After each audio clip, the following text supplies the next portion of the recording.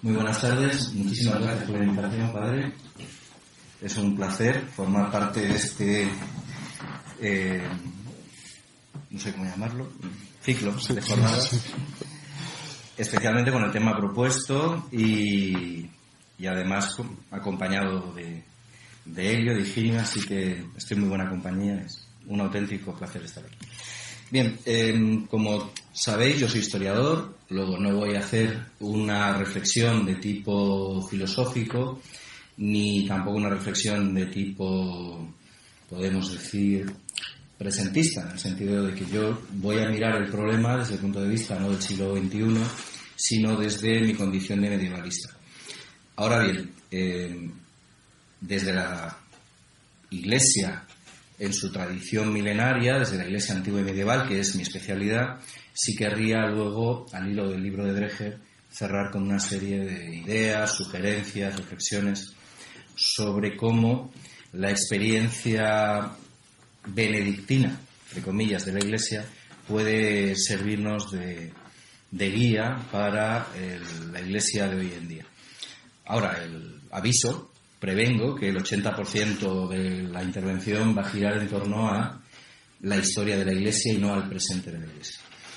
De todas formas, entiendo que tanto en la ponencia de ayer como la de mañana se va a hablar de presente y que en principio mi papel como historiador también es intentar bucear en las raíces de aquello que es la aportación de la Iglesia a la República y también de las raíces de la problemática que hoy día enfrentamos. En primer lugar, querría hacer unas consideraciones generales sobre la metodología que voy a seguir para la intervención en un cierto sentido. Hay dos aspectos que me gustaría subrayar. El primero es que voy a utilizar la palabra Iglesia en su sentido más estricto, más cerrado, de clero, jerarquía, clero, y no en el amplio de cuerpo místico de Cristo. ¿En qué sentido? Que si se me pidiera una intervención sobre la contribución de los católicos o, en el sentido amplio, de los cristianos a la vida política occidental, en el fondo es casi explicar la historia del pensamiento político o de las instituciones occidentales, porque en realidad hasta el XVI, entre el siglo IV y el siglo XVI, y si uno usa el concepto de cristiano en sentido más amplio hasta el XIX, casi todo lo que se ha hecho a nivel político o de pensamiento político lo han hecho católicos o cristianos. Luego, en el fondo, es pedirme que se me haga una historia del pensamiento político occidental, lo cual no tendría sentido. Luego, me voy a ceñir estrictamente al clero.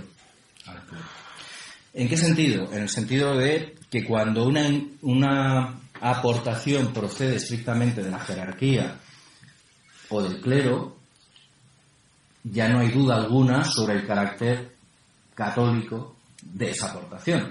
Mientras que cuando hablamos de aportaciones de personajes que podemos decir que son bautizados, miembros del cuerpo místico de Cristo, pero podría dudarse si el elemento definitorio es el cristiano u otro, ¿no?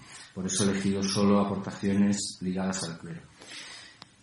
Esa es la primera distinción. La segunda distinción tiene que ver con el hecho de que, por un lado, se manejan conceptos de lo que es religión e iglesia en nuestro tiempo que no son aplicables a la Iglesia antigua y medieval, y por otro lado la confusión de términos en cuanto a lo que es laico o no laico. En principio yo voy a usar los términos en su acepción antigua y medieval, es decir, laico es no el espacio laicista sin religión o sin iglesia, sino el espacio de los seglares, y por otro lado el concepto de religión lo voy a utilizar en la acepción, podemos decir, cristiana, es decir, y aquí hago una distinción un poco erudita, pero que creo que viene muy a cuento, la distinción entre religión civil y religión espiritual. Como sabéis, Barrón distingue religio civilis de religio spiritualis. Religio civilis es toda religión, toda forma religiosa ligada al Estado, todo tipo de ceremonia, de cualquier tipo. Religión espiritual es la religión auténtica. La religión que tiene que ver con una relación con lo sobrenatural, una relación de vinculación entre el hombre y la trascendencia. Pues bien, esa distinción que en Roma era pertinente porque casi todo en la época romana cristiana era religio civilis, es decir, rito, es decir, ceremonias sociales, iniciáticas, de podemos decir, de introducción a la vida política o a la vida cívica, en el fondo como parte de la polis, casi indistinguible, pues en el cristianismo aporta otra cosa, como sabéis. Estas son las distinciones previas.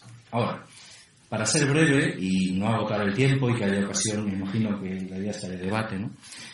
Voy a ser muy sistemático, voy a centrarme en solo unas cuantas aportaciones, dejando algunas menos importantes fuera deliberadamente. Si alguien echa de menos algo, por favor que pregunte, porque tiendo a, algunos son alumnos míos aquí, tiendo a enrollarme y sé que si intento otro tipo de ponencia no acabamos y no vemos todo. Lo voy a intentar ser muy esquemático y muy sintético. Voy a analizar 4 aportaciones, solo 4, insisto, hay otras muchas. La primera es la gran aportación, si hubiera que elegir una, de la Iglesia a la República, es el propio concepto de República como ente político secular. Esto parece, al que no esté iniciado los arcanos del pensamiento político, quizá le sorprenda. La República como ente secular es una idea cristiana, no existía antes. Es decir, lo que llamamos secularismo político no se entiende sin el cristianismo. Luego explicaré esta aparente paradoja. Segundo, los derechos fundamentales ligados, también llamados derechos humanos, ligados a la acción del legislador. Por supuesto, no pretendo hacer aquí una historia de los derechos humanos o de los derechos fundamentales. Solo voy a hablar en relación al legislador, a lo que es la República. Tercero, la recuperación de la idea de Estado romano, de derecho público, el papel de la Iglesia en esa recuperación. Como todos sabéis, si hablo en derecho, en la facultad de Derecho, no habría Estado sin derecho público romano. Esto fue posible gracias a la Iglesia.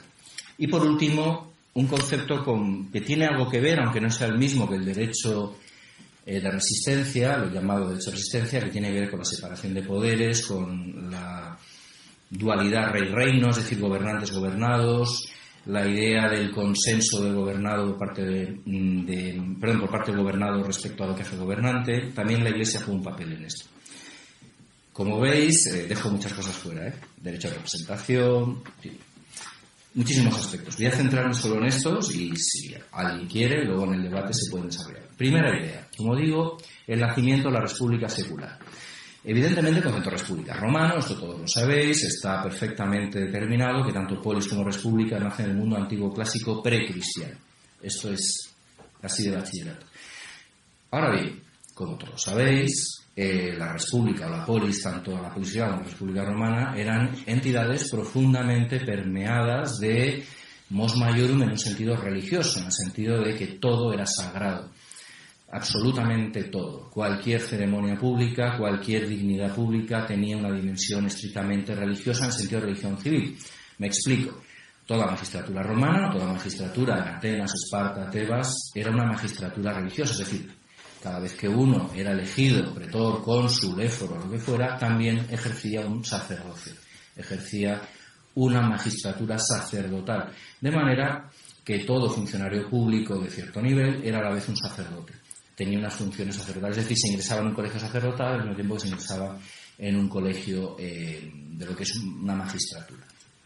Si a esto lo unimos, que cualquier actividad pública, desde la guerra, declaración de guerra, fin de la guerra, tratados diplomáticos, paces, treguas, a la vida política, unas elecciones consulares o a pretor, cualquier actividad pública, por supuesto las familiares y cotidianas, por supuesto también, en un mayor grado aún, implicaba una ceremonia religiosa previa al principio y al final. Los ejemplos son centenares, pero esto vale para Grecia. Y hablo de Grecia y Roma porque es donde se supone que, según nos han contado, nace la democracia, o nace el gobierno representativo, o nace lo que es la esfera de lo secular. Pues yo no sé si nace la democracia o el gobierno representativo. Aquí hay personas que saben más que yo de esto. Lo que tengo claro es que no nace el secularismo. El secularismo en el sentido sano, porque hay una aplicación del 18 hasta nuestros días que me parece nociva, que es el gobierno apartando a Dios y a lo religioso de toda la esfera política y pública, pero hay una esfera sana que era una desacralización de la actividad política. ¿Por qué? Porque la religión civil y el Estado eran inseparables. Por supuesto, si uno estudia historia china, historia japonesa, historia de la India, historia del Islam, historia de cualquier civilización, amerindias, la que uno quiera, se va a encontrar siempre este fenómeno, que lo político y lo religioso son indistinguibles, son una y la misma cosa. No hay un solo ejemplo de civilización que no tenga la esfera pública y la religiosa fusionadas de forma indistinguible. Todo es sacerdotal, todo poder real es sacerdotal, toda magistratura es sacerdotal. Lo cual, evidentemente, tenía dimensiones negativas de cara a una comprensión correcta de lo que es la trascendencia. Porque toda autoridad, y aquí pensemos en el drama del sacrificio humano, casi todas las civilizaciones que han sido religiosas, porque toda civilización antigua es religiosa, casi todas ellas también practicaban el sacrificio humano, de niños o de adultos vinculados a esas magistraturas. Por supuesto, Grecia y Roma consiguieron superar esa fase, pero el resto no. Luego, la religión estaba teñida de sangre, el Estado se teñía de sangre al mismo tiempo que invocaba el nombre de los dioses. Israel es otro ejemplo, por supuesto, pero Israel, aquí casi todos seremos cristianos, imagino, esto es pastoral, imagino que eso todos lo tenemos claro, ¿no? Israel no tiene ese problema, de hecho lucha en solitario contra la extensión del Moloch, del sacrificio humano, que se extienda a su alrededor por todas partes. Luego, esa distinción básica que está en el Evangelio, que está en el dad a Dios lo que es de Dios, a César lo que es del César, y que la Iglesia hace suya desde el principio, es quizá, si yo tuviera que elegir una, la principal aportación del cristianismo a la res pública, que es la autonomía de la res pública frente al hecho religioso, en un sentido de una dependencia que no era ni siquiera la dependencia de un clericalismo o de una teocracia, no, es que era indistinguible, es que no había dos conceptos separados. Esto basta leer a Cicerón o cualquier otro autor romano para verlo con absoluta claridad. Ahora bien, la cuestión es que esta distinción que el cristianismo aporta, que es uno de sus grandes logros, una de sus grandes aportaciones al mundo occidental, a la tradición occidental, que es el único sitio donde existe esto.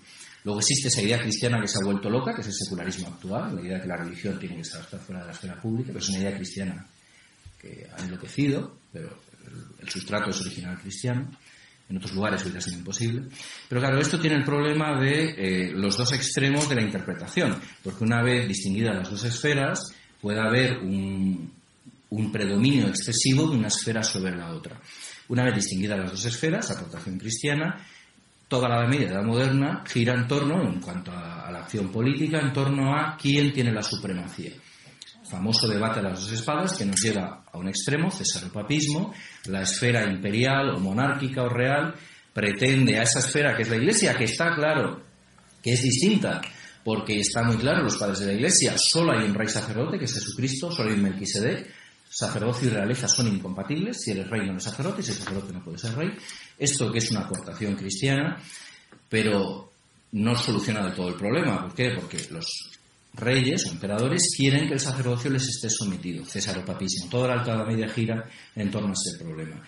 El imperio cristiano o la monarquía cristiana que intenta controlar a la Iglesia. Reacción de la Iglesia, reforma gregoriana, el agustinismo político, hierocracia, el intento del sacerdocio de controlar la monarquía en una especie de movimiento pendular que también violentaba, por ejemplo, a San Agustín. San Agustín, al cual se le atribuye el origen de la teoría de forma errónea. San Agustín pretendía un equilibrio, cada uno en su esfera, o Gelasio o Gregorio Magno. En cambio, el gregorianismo supuso un intento de someter a la esfera política, a la esfera sacerdotal, en aquello que no era propio del sacerdocio. Es decir, desde las cruzadas a quien hay que dar la guerra, los tratados diplomáticos. Es decir, se corrió el riesgo de una hierocracia, no una teocracia, teocracia es todo, no, una hierocracia, un gobierno de los sacerdotes sobre la esfera civil que no les correspondía. Estos dos excesos no nos deben ocultar el gran logro que fue que hubiera dos esferas separadas, por supuesto la cristiandad unidas en armonía, en una situación hipotética ideal, armonía y colaboración, esta era la idea de San Agustín, pero separadas. La clave es que no son lo mismo, que la Iglesia y el Estado, la Iglesia y la República ya no son una entidad indistinguible. No hay Iglesia en el Islam, lo cual genera un despotismo evidente, no hay Iglesia en Roma, no hay Iglesia en Grecia, y esto es un problema. Porque la Iglesia siempre es una esfera, se sea creyente o no, de libertad, en el sentido que no la controla directamente el Estado. Ni siquiera en Bizancio, por decir un lugar, o en la Rusia zarista, donde la Iglesia eran casi funcionarios del Estado. Bien, otra aportación. Abro este tema, solo está apuntado, brevísimamente. Otra aportación, los derechos fundamentales. No voy a hacer una historia de los derechos fundamentales, solo quiero hablar de ellos en relación al Estado, no en torno a su origen, que merecería una conferencia separada solo para ello. En principio, una parte del alumnado y de las personas, podemos decir, con una educación cristiana, intuyen o saben, unos mejor, otros peor, que los derechos humanos tienen un origen cristiano. Es algo que se insiste mucho en esta universidad, el humanismo cristiano, un eslogan que usamos mucho, a veces sin comprender qué significa. Bien, el humanismo cristiano, como origen, más allá del manoseo que hay del concepto, en principio implica algo que no existía en el mundo romano. En el mundo romano tenemos el concepto de humanitas, tenemos el concepto de humanidades, humanitas, se lo usan los autores romanos, luego los humanistas italianos lo recuperan. A su vez, no es más que la paideia griega con otro nombre y con otros acentos. Pero lo que se pierde de vista es que el humanismo cristiano incorporaba otra acepción de la palabra humano, en el sentido de humanitates, de estudios liberales, sino de humano en el sentido de misericordia, de empatía hacia el dolor ajeno, es decir, el otro concepto de humano, humanitario. Hoy ya se habla de humanitario. Humanismo cristiano es la mezcla de ambos. En el sentido de una preocupación por la persona humana, por el sufrimiento humano, y no solo por el de tus cercanos, sino por el de cualquier ser humano. Pues bien, esto, que insisto, sería una conferencia, ¿en qué afecta a la República? Pues bien, la República cristiana, ¿cuándo nace? Pues tiene dos momentos, en el siglo IV. Uno es el Edicto de Milán, donde la República romana simplemente llega a su cabeza una persona que es cristiana en su vida privada, Constantino el Grande, que se bautiza al final de sus días, pero que buena parte de su gobierno ya es cristiano, aunque se lo sea como catecúmeno, y que legisla cristianamente en algunos aspectos, como ahora vamos a ver. Y luego, en la fase definitiva, el Estado confesional cristiano, que nace en 380 en Tesalónica, Teodosio el Grande. Entre Constantino y Teodosio vemos una legislación cristiana, aunque el Estado solo sea confesional cristiano, es una república cristiana propiamente dicha a partir del Edicto de Tesalónica, 380, pero entre 380, empezando por 318, primer edicto en este sentido, vemos una legislación imperial en un sentido humanitario, por favor, este humanitario entre mil comillas, porque es un anacronismo absoluto, pero para entender, en el sentido de una preocupación por los derechos fundamentales por la persona humana. ¿Qué vemos? Por ejemplo, hoy día, vuelvo a las ideas cristianas que se han vuelto locas, esta frase de Chesterton que usamos tanto hoy día, los que estamos preocupados por la deriva actual de los derechos humanos, entre comillas. Hoy día la defensa que hacemos muchos es de una patria potestad, yo que soy padre, amenazada por un Estado invasor que te quiere legislar lo que es propio del ámbito familiar. Un Estado, en mi opinión, que se entromete en lo más sagrado que es la familia, lo más sagrado desde el punto de vista humano, no desde el punto de vista espiritual. Bien.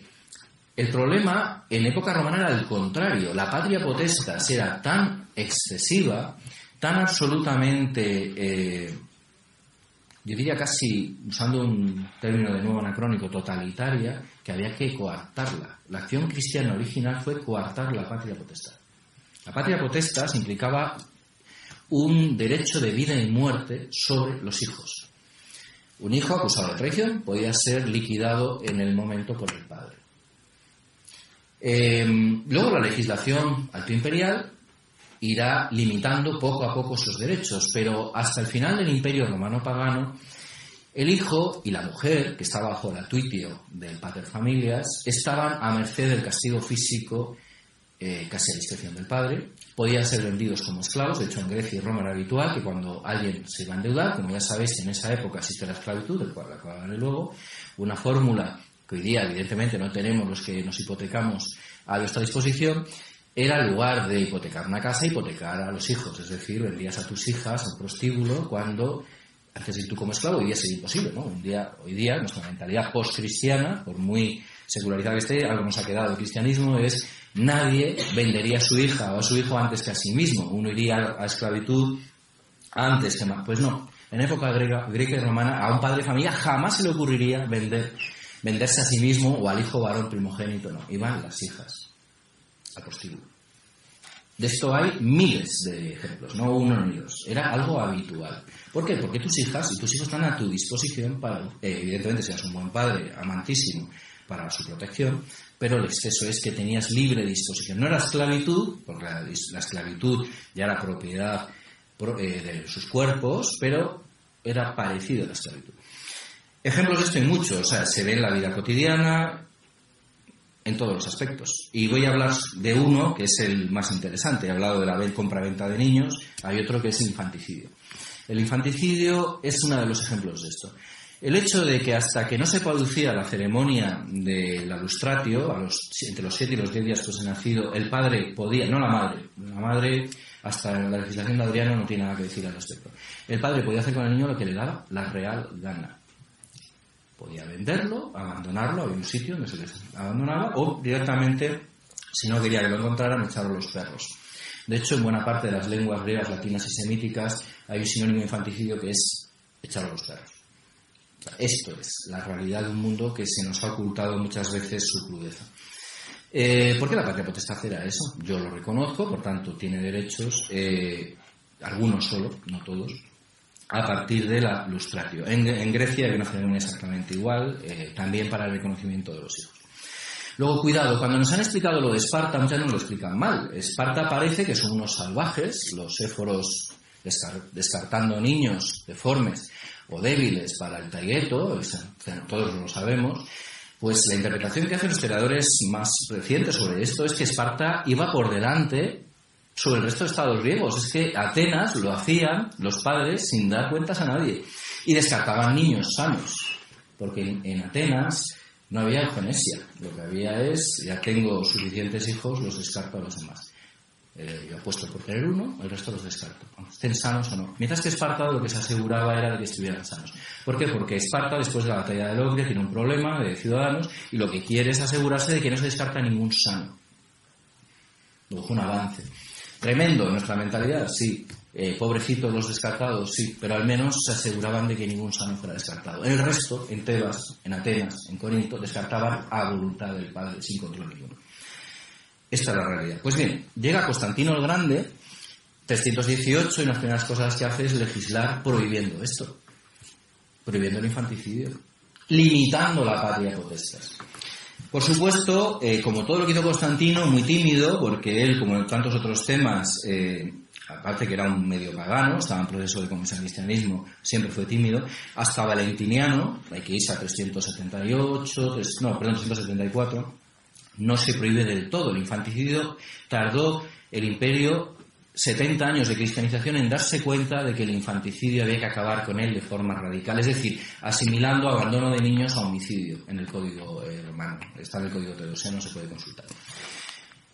Pero esto pasa mucho. Por ejemplo, cuando los vikingos se cristianizan, una de las cosas, por ejemplo, que pide la República Vikinga de Islandia al rey de Noruega, San Olaf, cuando los obliga a convertirse al cristianismo, es una moratoria de un siglo respecto al infanticidio de niñas. Querían que, por favor, durante un siglo pudieran seguir eliminando niñas, que es que esto no les, por favor, no les pidieran que renunciaran a eso. Pues le dieron la moratoria de 100 años sacrificando niñas. No digo sacrificio humano, hablo de eugenesia de niñas. Porque claro, eso como dice Plutarco, uno solo cría niñas cuando no tiene más remedio. La apuesta es siempre por el valor. Por eso ya sabéis que en toda sociedad antigua, y Grecia y Roma tiene una tasa menor, hay 130 hombres por cada 100 mujeres. En las sociedades más primitivas es 150 a 100, porque hay una eliminación sistemática de niñas. Esto, el cristianismo acaba con ello, igual que acaba con la prostitución infantil, y todo es, por eso digo que república, es a través de una legislación. Eso es el móvil, perdón, es un móvil mío, perdón. Es porque traigo dos, es que no he operado hoy día mi madre, y ese es el móvil de mi madre. Pero, bueno, lo que quiero es que se apague. Bueno, ya se apague. Es que si me pongo a cogerlo me distraigo. Está bien cuidada, no creo que pase nada. Bien, otro tema que tiene que ver con esclavitud. Desde la epístola a Filemón, donde San Pablo denuncia la esclavitud y le pide a Filemón que trate como un hermano Onésimo, el esclavo fugado, no voy a explicar la historia de la esclavitud aquí. Existe una mentalidad cristiana que denuncia la esclavitud. Nunca fue prohibida en el sentido de legalizada la compraventa de esclavos, la trata de esclavos, como no sería ya hasta las medidas del Parlamento británico de finales del 18, principios del 19. Por cierto, eso lo hicieron cristianos también. y fue un movimiento cristiano, un movimiento abolicionista. Pero es verdad que cuando Roma se convierte en cristianismo, no hay una prohibición, no hay un abolicionismo de la esclavitud. Pero hay una serie de leyes que coartan el tráfico de esclavos. Por supuesto, a ningún emperador romano, a ningún legislador griego se le ocurrió jamás poner el menor límite a la trata de esclavos, a la trata de carne humana. Lo mismo, normas y leyes de Constantino el Grande, Valentiniano, Teodosio el Grande, Justiniano, sobre tortura judicial limitada contra el mito que nos presenta una Inquisición católica, que son una especie de sádicos que torturan más que nadie. La realidad histórica es que en la Edad Media y la Edad Moderna se tortura mucho menos que en el mundo anterior, porque hay unos procedimientos legales que tipifican en cómo se tortura. Ahora, la tortura judicial como método interrogatorio no acaba hasta el 19. Y por último, y acabo con este punto, el derecho de guerra. El primer autor que yo sepa que intenta defender la idea de que tiene que haber un ius in bello, no un ius ad bellum, es San Agustín de Hipona. Me explico. Si uno repasa el pensamiento sobre la guerra del mundo griego y romano, se encuentra con que solo hay una reflexión sobre el ius ad bellum, es decir, el derecho a hacer la guerra justa. Ius ad bellum significa, ¿puedo yo hacer la guerra? ¿Tengo causas justas para hacer la guerra? Cicerón, por ejemplo, esto le preocupa mucho y además sienta una doctrina que luego los padres de la Iglesia utilizan. ¿En qué casos puedo yo declarar la guerra? ¿Cuándo la guerra es justa? ¿Tiene que ser defensiva? ¿Hay un caso de guerra ofensiva que sea legítimo? A Roma le preocupaba extraordinariamente hacer una guerra que fuera justa, el bellum justum, la guerra justa. Ahora, el ius in bello no les preocupaba nada. El ius in bello significa que una vez que la guerra es justa, la puedo declarar, evidentemente el caso típico es la guerra defensiva, que han invadido, ¿qué puedo hacer yo durante el conflicto? ¿Qué me está permitido? ¿Cómo trato a la población civil? ¿Puedo, cuando tomo una ciudad, masacrar a los civiles? ¿Puedo o no puedo? En el mundo romano se puede, es una ciudad, un mundo islámico. Si una ciudad se resiste, la población es mi botín de guerra, es praeda, por tanto, propiedad, es decir, tengo lo que tengo con cualquier esclavo, casi todos acaban siendo esclavos, las mujeres nuevamente previa violación, que significa ius utendi et abutendi, derecho de uso y abuso. Yo con los prisioneros de guerra hago lo que me place, porque son propiedad. Como son botín, son propiedad. Pues bien, la civilizadísima Roma, la cual, por cierto, nadie dude de mi admiración profunda, me parece la civilización más grande de la historia, solo mejorada por la Roma cristiana, que es lo mejor. O sea, que nadie detecte ningún antirromanismo por mi parte. Soy profundamente admirador de Roma. Pero Roma, que es más civilizada que cualquier otra civilización de la época, porque cuida las normas más que nadie piense que el resto era mejor. Por ejemplo, Roma, que era lo mejor de la época. Roma esclavizaba, violaba, saqueaba, masacraba niños, porque hasta los bebés no tenían protección, cuando tomaba una ciudad enemiga. Y los prisioneros de guerra, por supuesto, salvo que hubiera pacto previo, también se podían vender, los soldados combatientes. Pues bien, salvo la tregua olímpica, que es que durante los Juegos Olímpicos las polis marcaban una tregua, es decir, no se podía combatir los días sagrados de los Juegos Olímpicos cada vez que se celebraban, porque era nefas, iba solo una palabra latina, era nefasto, era contrario a los dioses. Pero en principio, salvo ese pequeño episodio, que además solo son treguas, no hay más, no había habido en la historia de la humanidad, y todavía no he encontrado ningún autor que encuentre ningún ejemplo en sentido contrario, ninguna civilización humana había regulado qué se podía hacer y no hacer en conflicto. ¿Cuándo es la primera vez? Lo dice San Agustín, que habla de que lo que es pecado, como habla aquí como padre de la Iglesia y obispo, no es hacer la guerra, no es pacifista. No conozco ningún cristiano pacifista. Pacifismo, la idea de que la paz es un valor supremo por encima de la verdad o la justicia, es pacifismo y no es cristiano. Hay cristianos pacifistas, pero no es en origen cristiano. No conozco ningún padre de la Iglesia pacifista. Ahora, todos eran pacíficos, defendían la paz. ¿Qué es entonces pacifista? ¿Y qué decía San Agustín? Que amaba la paz y defendía la paz. Hay algo más importante que la paz, que es la justicia y la verdad. Ahora bien, si hay que ir a la guerra, lo cual no es pecado, él dice que la guerra no es pecado, pero si tú haces la guerra por voluntad de poder, libido dominandi, voluntad de poder nietzscheana, eso es pecado. Primero, o sea, la intención. Pero segundo, esto es lo más interesante, si tú durante la guerra abusas, te ensañas con el débil, es decir, él usa la expresión crudelite, con crueldad, te abusas de los desarmados, los inermes, en latín inerme y desarmado, eso es pecado mortal. impropio de un cristiano. Luego lo que viene a decir es que más importante que hacer la guerra es cómo haces la guerra. Una reflexión que en el siglo de las bombas atómicas y del holocausto tiene mucho sentido. Porque una guerra puede ser justa, pero si tú en la guerra recurres a ciertas cosas, la guerra es también importante la legitimidad de ejercicio, no solo la de origen, no solo la guerra justa, sino cómo haces la guerra. Pues bien, esta es una visión cristiana. Me diréis, teoría, no, es que se aplica. En el siglo XI nace un movimiento de Padre Dios que promueve la Orden de Cluny, los benedictinos, que es el primer movimiento en la historia de la humanidad, no de Europa, de la humanidad, donde se regulan una serie de concilios que son una especie de asambleas de Padre Dios que se montan en Europa entre el año 1000 y el año 1050, donde se prohíben una serie de cosas. Los obispos reunidos dicen, pecado, sea anatema, la fórmula es anatema, sea anatema aquel que ataque a una mujer, sea anatema aquel que ataca a un niño, sea anatema aquel que ataca a un desarmado. El anatema significa excomunión, por tanto, lepra civil, muerte civil. En el siglo XI la excomunión significaba no podías hacer un contrato, no podían entrar en tu casa, ni siquiera comer, no podías casar a tus hijos, no podías bautizar a tus hijos. Era la muerte civil, la lepra social. Luego, la excomunión no nos podemos reír de ella. Ahora bien, no era violenta.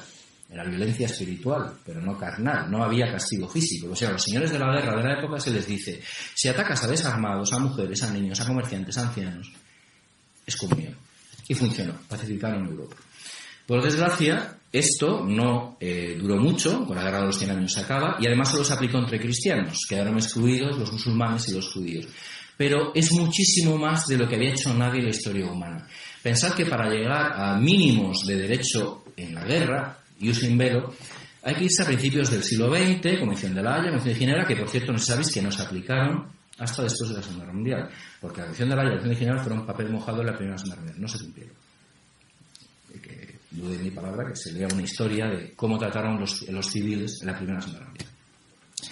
Luego, hasta 1947-48, la civilización actual no puede empezar a mirar a los ojos a la Edad Media, en el sentido de un mínimo de corrección. Y ya, me quedan dos ideas que voy a explicar rápidamente. Tercera aportación, la recuperación de la idea de derecho romano. En principio esto es algo que todos los de derecho, que aquí estaréis unos cuantos seguro, imagino sois mayoría, estudiáis derecho romano, la vuelta al derecho romano. Esto es casi da vergüenza explicarlo, pero yo lo que voy a explicar es otra cosa. En principio, en general, y esto para asegurarme no decir ninguna barbaridad, me he cogido un manual de historia del derecho actual para ver que lo que yo decía no era describir un Mediterráneo, porque es el riesgo que uno corre cuando se sabe su especialidad. En principio, cuando uno habla de la formación de los juristas, de los primeros juristas romanistas en la Edad Media, en principio se hace esa explicación omitiendo una serie de datos que creo que son importantes. Me explico. Si uno toma la recuperación del digesto y de todo el corpus justinianeo, de 1088 a la auténtica hábita de Federico Barbarroja, 1156, es decir, fundación definitiva de Bolonia, ahí hay 70 años, donde el derecho romano, olvidado en Europa, como sabéis, había perdido, es recuperado. Esto es de manual de historia del derecho. Bien. La cuestión es que cuando se habla de Irnerio, de Pepo y de la fundación, los orígenes remotos de Bolonia, se suele omitir una serie de datos muy interesantes. Primer dato. Contra lo que suele creerse, porque buena parte de la documentación sobre ellos lleva error, porque ellos aparecen mencionados como iudex o como magister, y a veces incluso como casuídicus, es decir, como una especie de proctor, de procurador. Pero la realidad es que los dos eran monjes. Es un dato que se suele omitir. Hay uno que todo el mundo sabe que es monje, que es Graciano, pero la tríada de recuperadores del derecho romano, Pepo, Irnerio, Graciano, no uno, como se suele explicar, sino tres. Los tres son monjas. Pepo e Irnerio, tanto Brundage como Kuttner, como Ullmann, en fin, voy a dar una lista de autores, pero si alguien quiere lo podemos contrastar, han demostrado que eran monjes. Monjes que eran jueces, procuradores, porque todos los juristas de los siglos 8, 9, 10 y 11, pero también los médicos, eran monjes. Es que la cancillería de cualquier rey, los burócratas, o los que llevaban las cuentas, burócratas de documento de cancillería, pero también los contables, que eran la tesorería, el exchequer inglés, eran monjes todos, porque no había laicos que supieran leer y escribir. ¿Qué ocurre? Que llegó a haber tanto monje y clérigo ejerciendo la abogacía que en 1135 Inocencio II, en un concilio, el de Pisa, prohíbe a los monjes y a los clérigos estudiar leyes. Y ahí es cuando, por decisión conciliar y pontificia, se le veda la carrera jurídica a clérigos y monjes. Por supuesto, siempre hay quien se lo saltó, pero es cuando empiezan los seglares a controlar la profesión jurídica. Y ser el monje o clérigo que es jurista es exclusivamente canonista, o sea, el derecho eclesiástico. Pero hasta 1135, las leyes, su estudio, su aplicación, en la corte del rey, en los tribunales judiciales, tanto del Sacro Imperio Romano Germánico, Reino de Francia, Italia, lo hacen los que saben leer y escribir. La población alfabetizada. Seguro que todos conocéis la expresión yo soy lego en la materia, indicando yo soy ignorante de la materia. Lego significa laico, porque en esa época el que era laico era analfabeto. Laico viene del laico.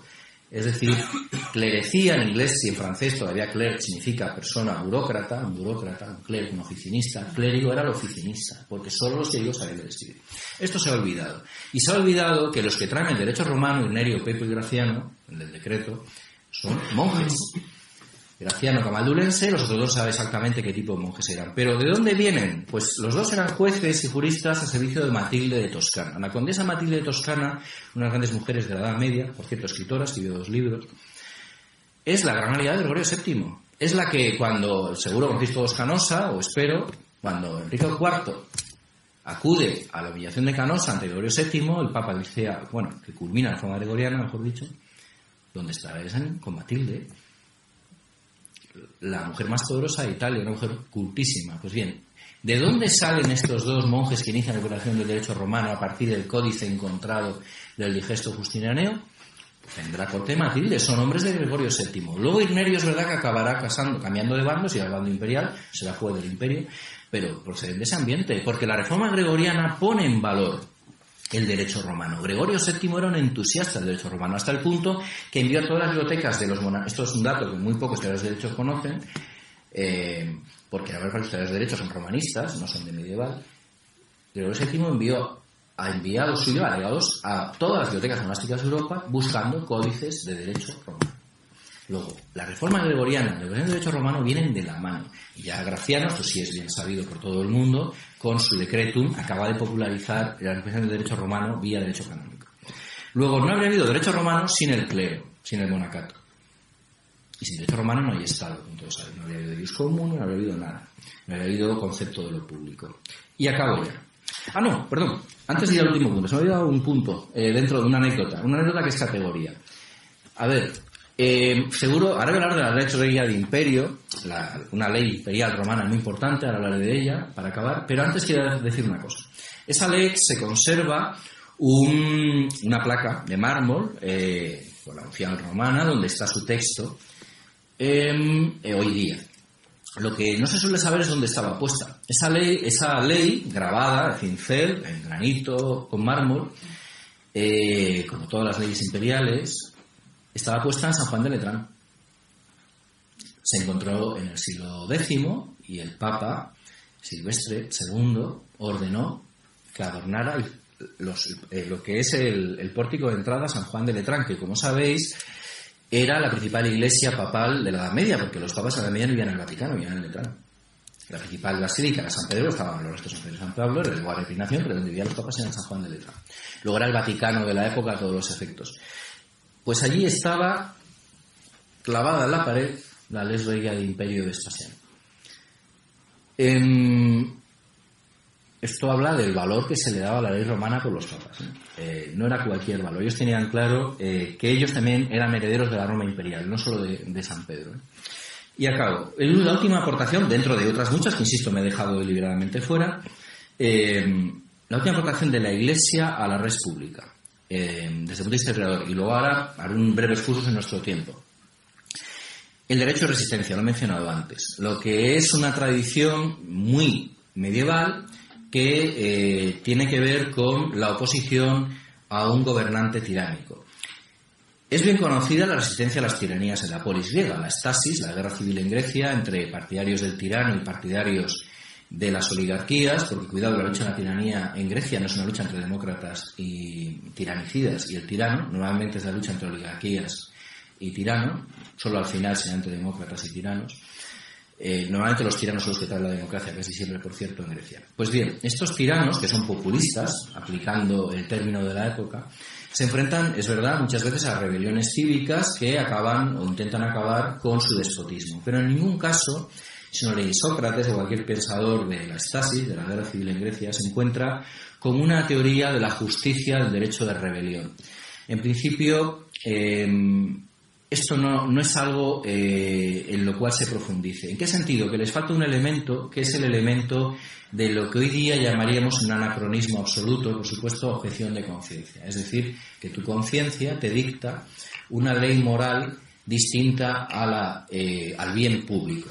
A ver, me explico. Cuando para que nos entendamos, cuando veáis lucha contra la tiranía, por ejemplo en Roma, Gracos, Mario y Sila, por ejemplo, los tiranicidas, en mi opinión, despreciables que asignaron a César, Bruto y compañía, el principio que invocan no es la conciencia, es el bien público.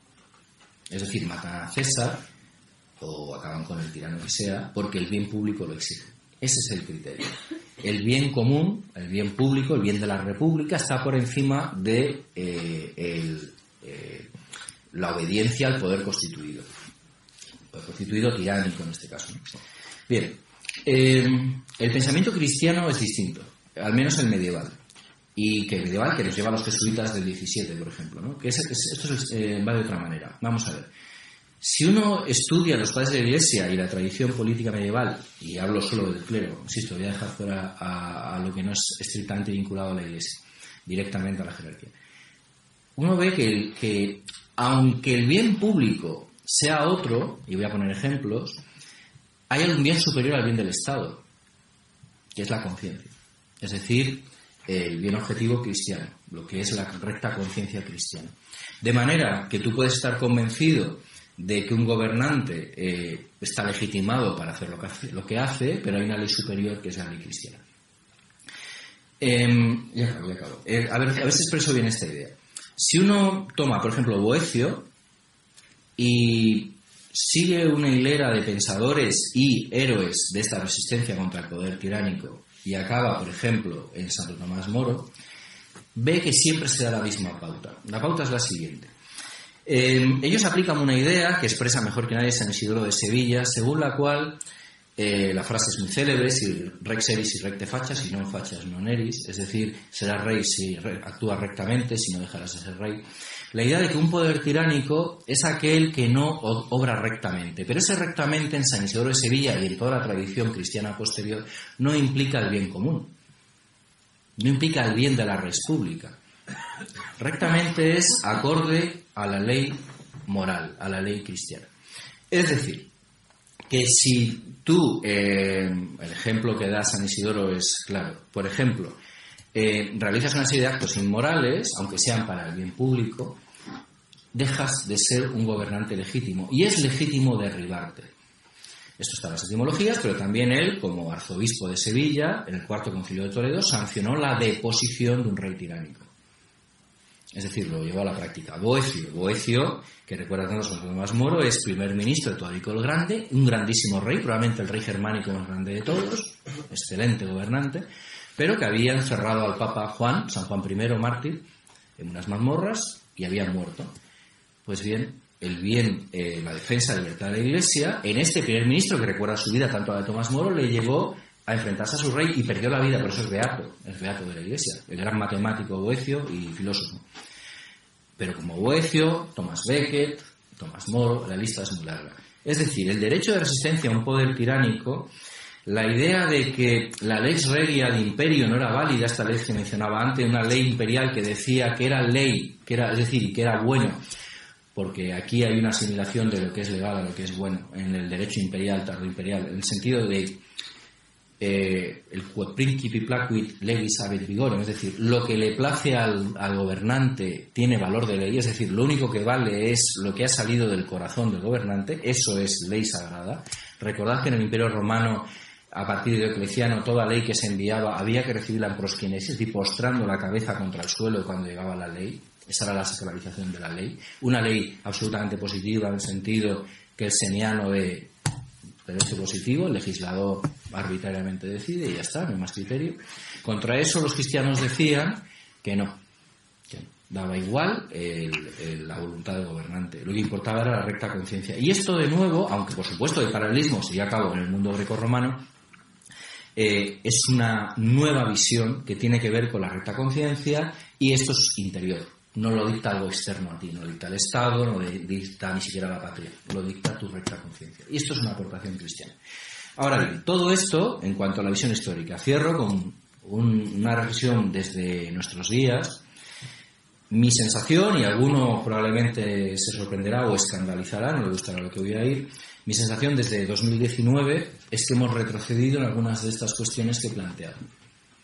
Vuelvo a ver, dentro del transhumanismo y otras ideologías de moda, que el valor sagrado de la vida humana se pierde. Hay autores, y algunos son grandes científicos, que están planteando otra vez eugenesia, infanticidio, a título hipotético, pero sí, pero se plantean debates que en principio parecían abandonados en la barbarie. No están pidiendo que vuelva al sacrificio humano, por supuesto, pero el tema de disponer de las vidas de los niños en función de su utilidad pública, pues hay científicos muy célebres que están planteándolo. El tema de mezclar lo que es ley con la moral, de manera que todo lo que es legal es ético, está a la orden del día, como saben especialistas que hay aquí. Es decir, mi sensación general es que, y vuelvo a lo del título de Volver a San Benito, que la acción benedictina, más allá de lo que habla Dreher, que es una cuestión esencialmente espiritual, comunitaria, de la cual no voy a hablar, ayer se habló seguro y no voy a repetirme, sino que salga en el debate. A lo que quiero yo llegar es a que la acción benedictina, más allá de la idea original de Dreher, que a su vez cuando es un desarrollo en McIntyre, en fin, es que también hay cosas que aprender de la acción benedictina en el sentido del orden sociopolítico. Es decir, conquistas cristianas básicas ligadas a una descristianización de la sociedad en todos los ámbitos nos están llevando, el otro día salía una conversación, a que parece ser que todo vale, es decir, que no hay límites, que no hay límites que en el fondo diferenciaban barbarie y civilización, vuelven a ser difusos. Y mi sensación es que las conquistas, entre comillas, benedictinas, están en cuestión, están como en revisión. No sé dónde acabará pero hay que mirar a San Benito no solo desde el punto de vista de comunidad de fe eclesiástica, sino también desde el punto de vista de la unión sociopolítica.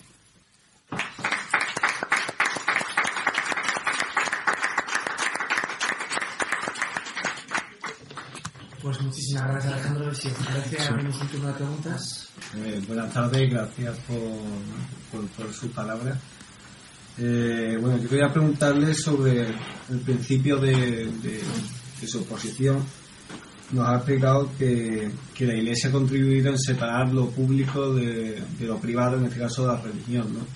Entonces, a mí no me ha quedado muy claro su punto de vista sobre si es bueno que la religión quede separado de lo público, porque al fin y al cabo una sociedad, los valores religiosos tienen mucha importancia.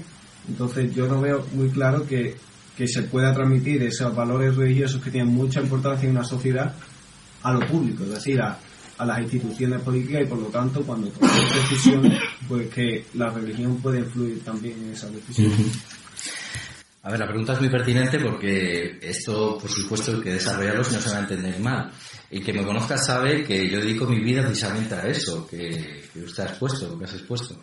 Es decir, a que lo religioso pese más en lo social y lo político, porque hoy día pesa demasiado poco.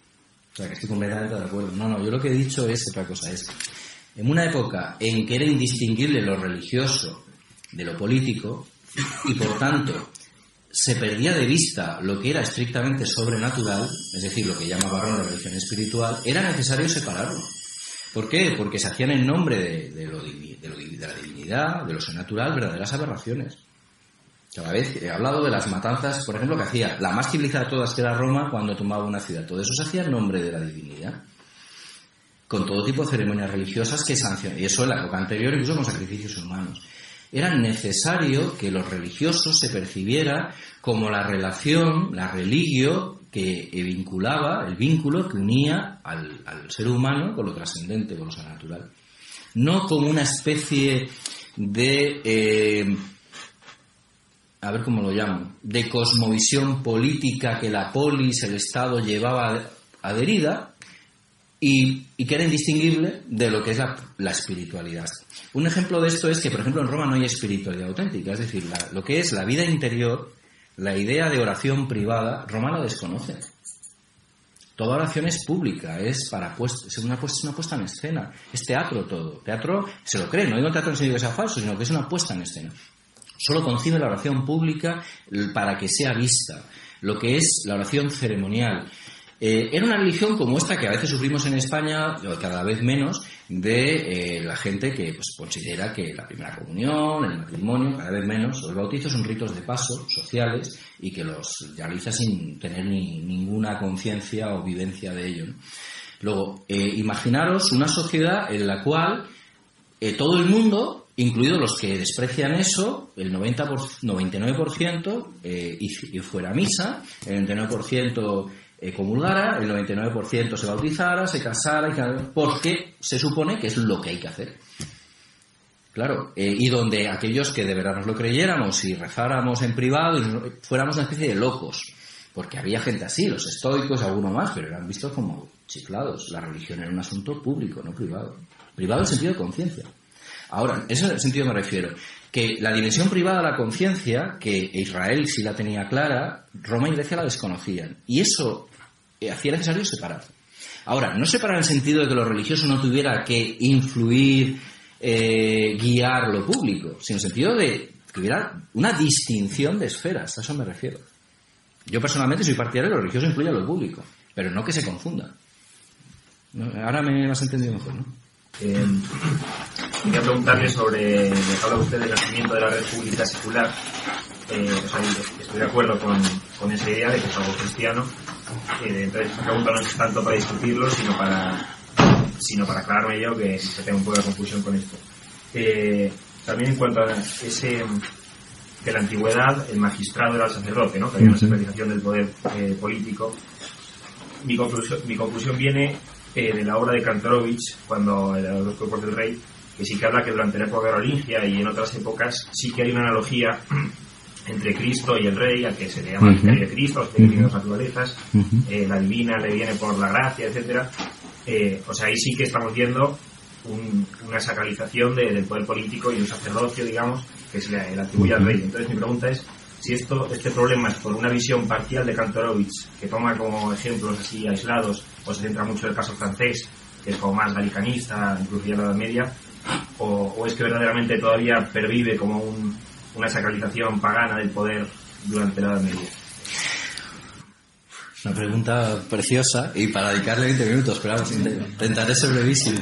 A ver, Kantorovich no se equivoca. Los cuerpos del rey es absolutamente acertado, en mi opinión, su visión. El tema es que, a ver, una cosa es lo que he dicho antes, la desacralización de la República, que el cristianismo la produce. Hay una especie de desencantamiento del mundo que hacen los cristianos, en el sentido que antes del cristianismo todo era sagrado, había un dios para el dintel de las puertas, un dios para cada cosa. Hasta de los biberones había divinidades. O sea, que hasta donde subieron al niño, ahora rezamos una Ave María a lo mejor, pues ellos invocaban. O sea, todo estaba absolutamente permeado de divinidades inmanentes, tectónicas, todo tipo. Bueno, la cuestión es que en el Estado pasaba igual. ¿Qué ocurre? Que la monarquía, como has dicho muy bien, estoy completamente de acuerdo, y eso es lo que dice Kantorovich, es el último reducto de esa sacralidad del Estado. La monarquía queda. Pero cuidado, no en una dimensión sacerdotal, porque si recuerdas el libro, da muchísimos ejemplos que nunca sacerdotales. ¿En qué sentido?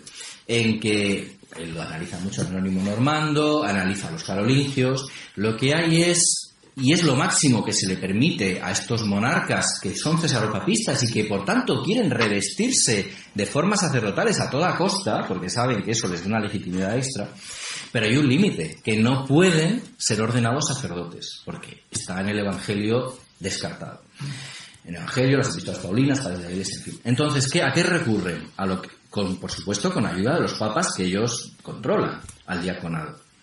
Es decir, desde Carlomagno adelante, pero antes pasa con la unción regia, por cierto, San Isidoro de Sevilla, si me tiene la idea, lo que se hace es darles una apariencia sacerdotal, pero lo que jamás pudo hacer un rey o un emperador fue consagrar la Eucaristía, usar la Sagrada Forma, confesar, es decir, los 7 sacramentos le quedaron fuera. Ahora, los emperadores alemanes, hasta los Habsburgo del 19, una vez que eran coronados, Carlos V, por ejemplo, eran diáconos de San Pedro del Vaticano. Eran recibidos en el orden de los diáconos de San Pedro. Y recibían una unción que era, idea de San Isidoro de Sevilla, luego copiada por los carolingios, que era muy parecida a la ordenación sacerdotal. La diferencia es que ellos no se les ungía de la misma forma que un sacerdote, pero se les ungía. Luego, en efecto, hay un intento de conservar esa sacralidad inherente a la monarquía, que es sagrada por definición desde sus orígenes más remotos. No se olvide que la monarquía griega, por ejemplo, los reyes de las ciudades griegas antes del fin de la monarquía griega son sacerdotes, o el rey de Roma original es un sacerdote también, el Rex Sacrorum famoso. Pues bien, eso es el último reducto. En el 13 eso ya se ha acabado, queda algún vestigio litúrgico, como el diaconado de los emperadores, pero en el siglo XIII eso ya ha desaparecido por completo. El triunfo del derecho romano de los juristas, eso Cantorovio lo explica muy bien, acuérdate que se pasa de la monarquía iuscéntrica, que es de la cristocéntrica, que es la que tú aludes, la sagrada, del 11-12 todavía queda, el 13 ya es iuscéntrica, o sea, eso ya ha muerto. Pero en efecto es el último reducto. Pero no contradice la hipótesis básica, que es que el cristianismo desacraliza el Estado. Ahora, queda un último reducto que es la monarquía. Y en parte, ya acabo la larguísima respuesta, y tú lo has apuntado, porque el rey podía jugar con su semejanza con Cristo. Al fin y al cabo, Cristo significa en griego el ungido, el Mesías es un rey. Luego, era muy fácil asimilar al rey a un alter Christus. Luego, por eso fue el último reducto, porque para el sacerdocio fue muy difícil combatir la analogía entre Jesucristo y el rey, ¿no? Ahí viene el problema. O sea, hablando más bien de esto, te quería preguntar, porque te has ido ya directamente desde los romanos hasta Carlos V, pero por ejemplo, si los reyes godos no eran ungidos, no podían ser reyes. O sea, tenían que tener la aprobación de la nobleza y también la de la iglesia, ¿no? Uh-huh. Y quería preguntarte cómo era eso. Y luego también tenía otra duda, perdón. Bueno, te voy respondiendo a la primera. Los reyes godos, como sabes, porque lo has estudiado, ha sido alumna mía, ya lo sabes. Los reyes godos no son ungidos hasta el Cuarto Concilio de Toledo. A partir de ella se les unge, como sabes. Antes bastaba la elección. Claro, pero la realeza visigoda post Cuarto Concilio de Toledo, San Isidoro, que es el que lo concibe, lo que quiere es precisamente darle una aureola de sacralidad extra. ¿Por qué? Porque se producía el constante asesinato y golpe de estado de los reyes, luego necesitaban una protección adicional. Pero la monarquía germánica, previa a la conversión al cristianismo, era sacerdotal. Luego los visigodos se puede decir que pasan de una monarquía sacerdotal de época de invasiones, de los remotos orígenes godos, la realeza sagrada que viene de Odín, reyes sacerdotes, luego se convierte en el cristianismo arriano. Hay precisamente por la conversión al cristianismo arriano se desacraliza completamente la monarquía visigoda, se convierte en una magistratura muy secular, pero ocurre el problema de que hay continuas guerras civiles y los reyes no paran de ser eliminados porque nadie respeta su autoridad. ¿Solución de San Isidoro? Pues recupero la unción regia del libro de Samuel, los unjo y así a ver si se lo piensan antes los aristócratas antes de eliminar reyes. Y de ahí viene la idea que imitan los demás monarcas europeos, ya cogen los carolingios y de ahí viene el resto. Eso me es sencillo. Y la otra pregunta era, estábamos hablando de que los monjes de todo esto eran sobre todo los que se dedicaban al derecho, pero también hemos visto que en la sociedad goda y en todas, era el señor feudal el que impartía el juicio. Y luego también he visto en derecho que a partir de los godos justos cuando se abre los juicios se hacen públicos, que eso es como una novedad, ¿no? Porque en Roma hizo... A ver, el tema, los visigodos, como también sabes, es el lugar más culto de la Europa de la época. Hasta la invasión islámica, contra lo que mucha gente piensa, la España visigoda es el reino germánico con más niveles de escolarización, alfabetización, más bibliotecas, era el lugar más culto de Europa. Los musulmanes destruyeron el lugar más avanzado de la Europa de la época, que no era demasiado, porque es la Europa germánica bárbara, pero era el lugar más culto de Europa.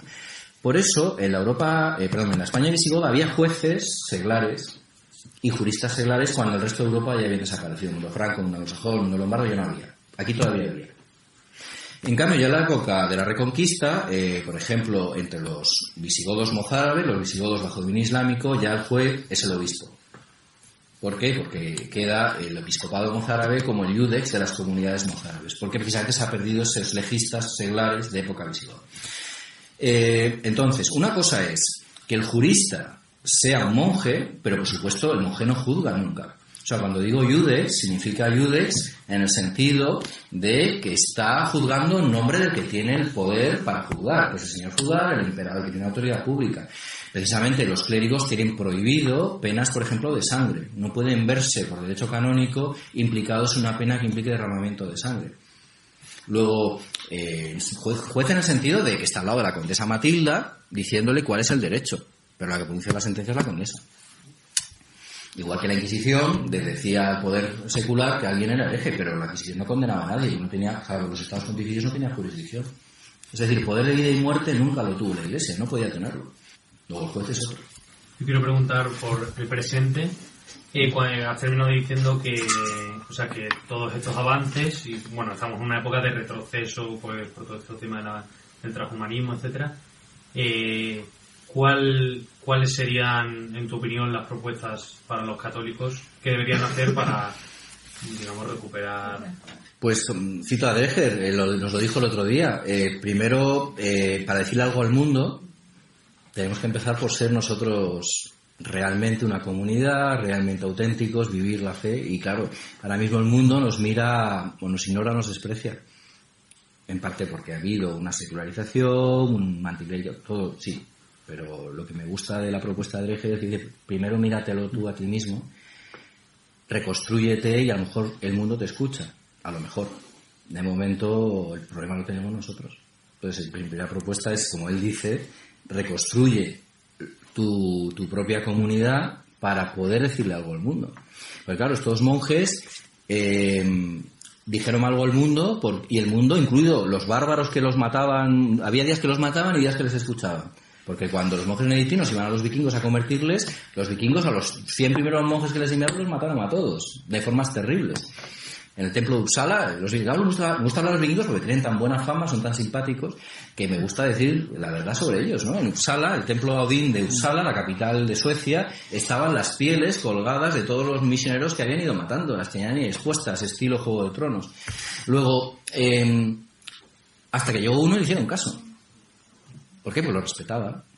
Este tipo se la juega, o sea, este tipo se ha venido sabiendo que hemos descuartizado los 100 primeros y viene aquí igual. Y eso, aunque no entienda, porque no entendía nada de lo que les decía, no, es que no les entendía, claro. Pero este tipo es creíble. Esa es la clave, pues hay que ser creíbles. Y ahora mismo tenemos un problema de credibilidad grave. Hay uno de los que ha dicho él, al mundo presente. Esa tendencia que tú intuyes, yo confirmo, no será algo del mundo occidental, que es lo único que conozco. No será que durante siglos el mundo religioso, ya sea cristiano, mundo cristiano católico o cualquier otro, ha tenido tanto poder, el que ahora lo que quieren es precisamente quitárselo. El anticlericalismo invade precisamente porque ha tenido una implementación muy grande durante muchos siglos. ¿Es eso tu percepción?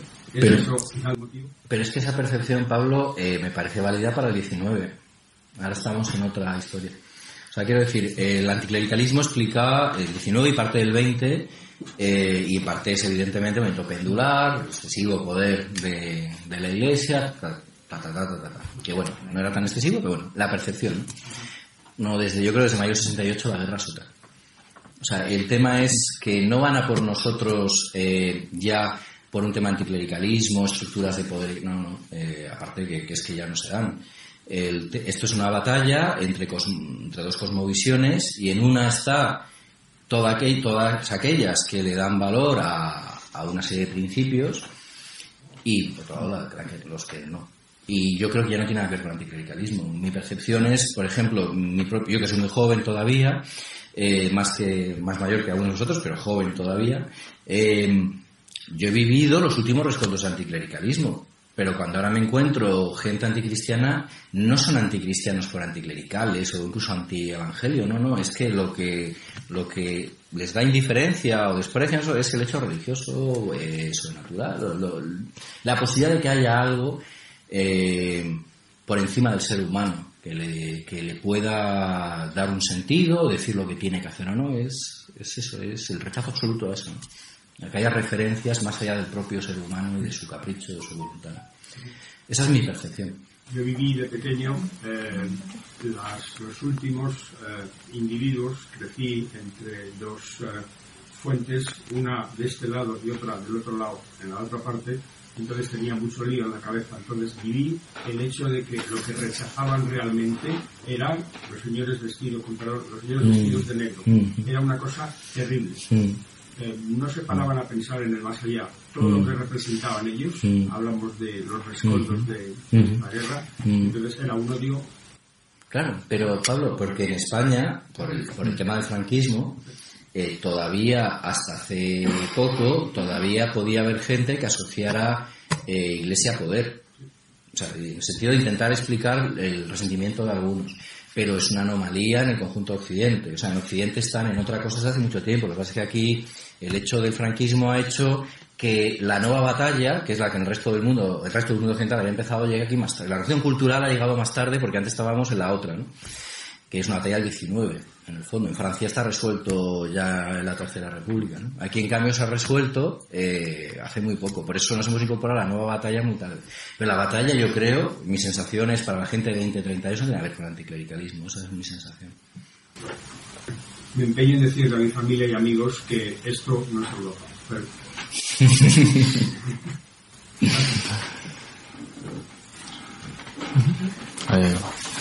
Si quieres, sí. Quería preguntar qué relación directa puede tener este redescubrimiento del derecho romano del que has hablado en la escuela de Bolonia en el siglo XII con el surgimiento de la escolástica un siglo después. Bueno, en realidad no es un siglo después, es bastante simultáneo, porque la escolástica nace, como sabes, al mismo tiempo. No tiene muchísimo que ver, claro. De hecho, en todos los libros sobre el origen de la escolástica en el XII hay un capítulo sobre Irnerio y Bolonia, porque se considera parte del mismo fenómeno. En el fondo tiene que ver con el renacimiento del XII, es decir, el nacimiento de la escolástica, contra lo que mucha gente piensa. De nuevo el móvil, perdón, de mi madre. La ciencia escolástica es profundamente neorromano. Es un renacimiento que mira a la antigüedad. Entonces, es el mismo espíritu. Volver a Roma, volver a los clásicos, volver a los antiguos. Bernardo de Chartres decía que somos enanos a hombros de gigantes. Los gigantes eran los filósofos de la antigüedad. Luego, un escolástico, contra lo que la propaganda ha intentado inocular en la gente, es tan renacentista en el sentido de neorromano y enamorado de la antigüedad como Petrarca, Boccaccio, lo hemos hablado alguna vez tú y yo, y por ese sentido están profundamente conectados. Claro. Es que la escolástica francesa y de Chartres, de París y Bolonia, es que son para mí el mismo fenómeno. Simplemente cambia el objeto de estudio. Yo tenía dos preguntas, una más histórica y otra presente. La primera es que la república de la que nos has estado hablando, en todo el continente europeo de la civilización cristiana, pues ha tenido varias aplicaciones. No era lo mismo la cristiandad española que la que había en Francia o la que había en el Imperio, y que si podías hacer una valoración de todas esas formas. Y la segunda, ya continuando con lo de la opción benedictina, que en relación a ellos he sacado una que se llama la opción Pelayo, que precisamente pretende ir a dar la batalla, y si una dice volver a ser monjes y tener comunidad, esta dice volver a ser monjes, guerreros y salir a dar la batalla como se hizo antiguamente. A ver, la primera, en mi opinión, hasta el 16 no hay ninguna diferencia entre la cristiandad española y la francesa, la imperial, ninguna. O sea, es lo mismo. La cristiandad española es parte de una cristiandad europea con sus matices. La Reconquista es verdad que le da un especial talante cruzado, pero también se da en otros lugares. No, la diferencia es en el 16. El 16 España hace la reforma de la Iglesia, los Reyes Católicos, con todo el movimiento de reforma cisneros que no hemos... Y eso se nota, claro. Es que la Iglesia en Francia cae en un galicanismo atroz. El imperio es tremendo, lo mal que está la Iglesia en el imperio, pero el mal es muy mal. Y en Italia realmente hay que esperar a Trento y los efectos de Trento. Entonces, claro, la cristiandad hispánica, el imperio, América, en fin, es que es el único, en mi opinión, el único resto coherente, digno heredero. Aquí quizás se me nota que soy español, pero de verdad que no es creo que no es patrioterismo. El único digno heredero de la cristiandad medieval era el imperio español, que hasta Westfalia más o menos mantiene unos ideales, al mismo tiempo que Francia tiene cardenales que se dedican a hacer prosperar la causa protestante. Richelieu, Mazarino, eso es Francia, la cristianísima Francia, ¿no? El imperio, como he dicho, está fatal la Iglesia, e Italia gira en torno al Papa, ¿no? Luego, y aparte no es un Estado ni una nación todavía. Entonces, realmente queda España, en ese sentido. Y todo aquel que tenía ese ideal, fuera un católico inglés, irlandés, polaco, miraba a España, era el referente. En ese sentido sí veo una diferencia. Ahora, a partir de los reyes católicos, antes no las veo, ¿eh? No veo que Francia tenga nada que envidiarnos a nosotros o viceversa. Cada parte de la cristiandad tenía su fuerza, ¿no? En cuanto a la otra pregunta, yo no veo oposición ninguna porque, además Dreher nos lo explicó a mí en una cena después de la presentación, él en ningún caso pretende una retirada hacia una especie de interiorismo, ¿cómo decirlo?, que se desentienda de... No. Él lo que decía es que hay que construir comunidades de la acción benedictina, pero luego él mismo, su vida, está dedicado a la acción política, o sea, que está metido en activismo político. Es decir, y vuelvo al ejemplo medieval. Vamos a ver, los benedictinos medievales, he dicho que se iban a Suecia, convertir a los vikingos y jugaban la vida, sí.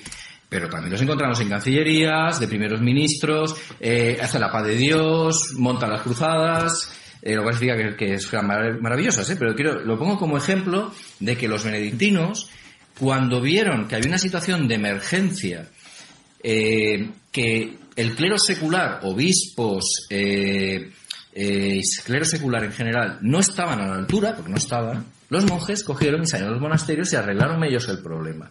Hasta que en el 12 vuelve a haber un clero secular preparado y espiritual, acaba el problema de las investiduras y los monjes se vuelven a retirar y les dejan a los obispos el sitio. Pues bien, la opción benedictina, si uno ve el ejemplo medieval, es una opción donde el benedictinismo prepara, te da fuerzas, te constituye una comunidad con vida, porque si no hay vida no tienes nada que decirle al mundo, pero no acaba allí. Luego venera Pelayo, claro, porque es que de allí das el salto al otro. O sea, Dreher, no sé que ni creo que nadie se queda en la idea de nos quedamos encerrados. Por eso, estos artículos que estoy leyendo en internet, como poniendo la tesis de la opción benedictina a la Pelayo, es que él no ve esa distinción, el propio autor. Y es una, hace posible la otra. Ahora, hacerlo de Pelayo sin hacer primero la opción benedictina es suicida. Aparte no va a ningún sitio, porque tú no puedes luchar si no hay una vida previa cristiana, porque se convierte en un voluntarismo, en fin. Eso yo creo es lo que se refiere, que me corrija Helio, que estuvo en esa cena, pero creo que es lo que Dreher quería decirnos. Que no se trata de nos hacemos contemplativos y adiós acción política, adiós acción social, nos retiramos. No. Es tú ganas fuerzas y luego sales al mundo. Esa es la idea. Bueno, gracias. Bueno, yo quería preguntarte sobre algo que has comentado, ¿no? Y es que dices que el derecho de resistencia y en verdad el hecho de que se pongan en duda las leyes, ¿no? Porque hasta entonces todavía ha sido ius positivista, pues proviene de, bueno, lo ha traído el cristianismo. Y bueno, entonces yo no me queda muy claro ese punto, porque ¿no crees, por ejemplo, que la bondad o la maldad de las leyes no lo pone ya en duda la filosofía griega en el conflicto ese entre nomos y physis, entre si las leyes son por convención o porque existe una ley natural que la causa la justicia? Sí, me pone en cuestión. No, yo lo que hablaba es del principio de bien común, que en el momento la visión griega sería, simplificando, porque la escuela cínica a lo mejor podría ir por otro lado, pero la visión grecorromana dominante es que lo que es bueno para la república, para el común de la sociedad, de los ciudadanos, es un bien moral. sea legal o no. Eso no es la idea cristiana. La idea cristiana no es que, o sea, el bien común, por ejemplo, si llegamos a la conclusión de que es bueno para nuestra sociedad cometer un acto inmoral, el famoso dilema de cuando el juicio de Caifás con Cristo, ¿no? Es bueno que muera alguien para salvar al pueblo. El cristianismo no acepta eso, ¿no? Una sola vida humana no merece la pena pagar ese precio. Luego, esa es la idea, o sea, que la conciencia te puede dictar algo que es contrario a los intereses políticos de una polis, de una comunidad política. Porque hay una comunidad superior, que es la Jerusalén celeste, el pueblo vestido de Cristo, y los principios del Evangelio, que están por encima para un cristiano. Es decir, en palabras de San Agustín, nosotros somos ciudadanos antes, y esto yo sé que hay cristianos que no acaban de asimilarlo, de la República del Cielo, de la Jerusalén celeste, la Civitas Dei, antes que, y yo me considero un patriota español, pero antes que España está Dios. Antes que el Estado español o la nación española está la Jerusalén celeste, que es mi verdadera patria, porque aquí estoy de paso, soy peregrino. Luego son las leyes del cielo las que me obligan por encima de las leyes de esta república española, europea, lo que sea.